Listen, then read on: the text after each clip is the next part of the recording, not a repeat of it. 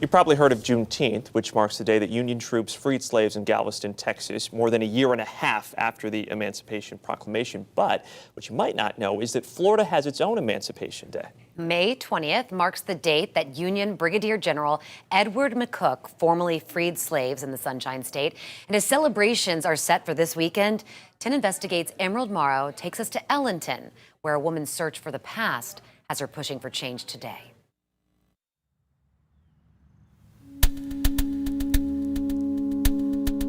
It's hard to describe the emotion that being here brings up in my heart. Is Nelson here?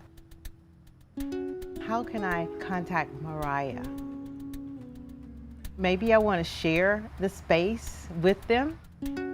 Space that was never truly theirs. Nelson was owned by Robert Gamble, the Gamble family. A family that built this Manatee County plantation with the hands of the enslaved, like Nelson. Did you get time off? Did you have to work from sunup to sunset to clear the thick palm trees that were here? Question Chandra Carty of Manatee County has never gotten answered.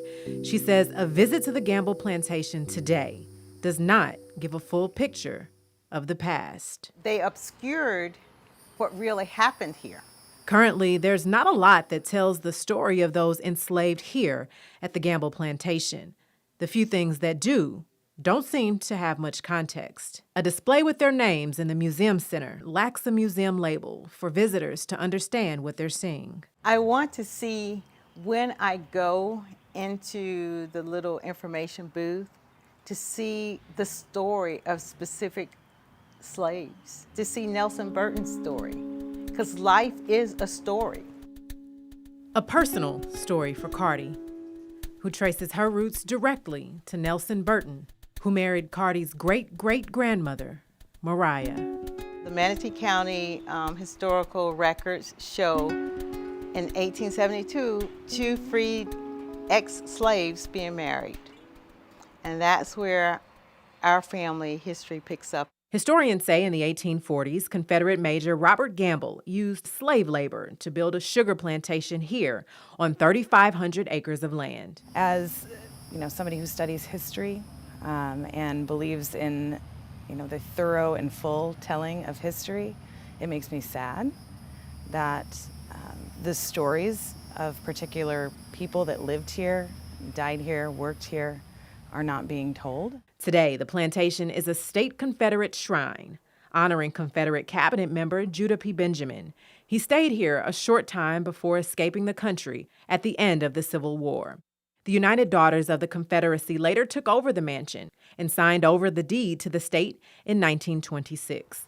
It's now a state park where you can tour, picnic, and even get married. To be in line with how contemporary historians, contemporary museums, anthropologists try to interpret these public heritage sites, there needs to be a significant push to foreground the stories of the enslaved laborers here, right? Be honest about what was happening here, and that there were 190 people who were owned and forced to live and work here. Deal with these dark histories, talk about them, not be afraid of them, but give honor to the people who lived in the past. But building a more inclusive history has been hard.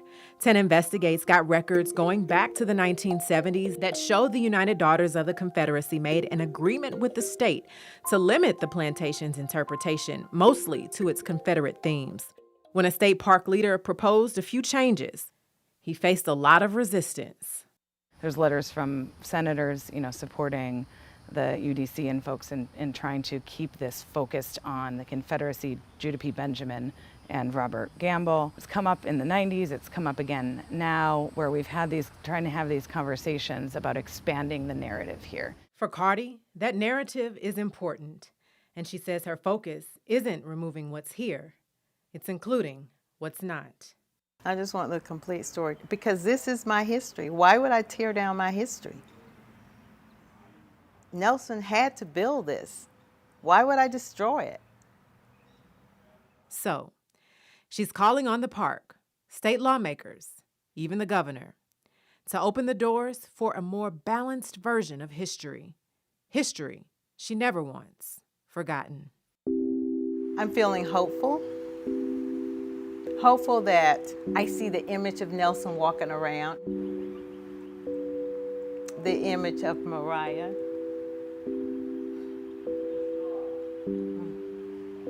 And they say, job well done. You finally got our story out so everybody can understand what it was like living here.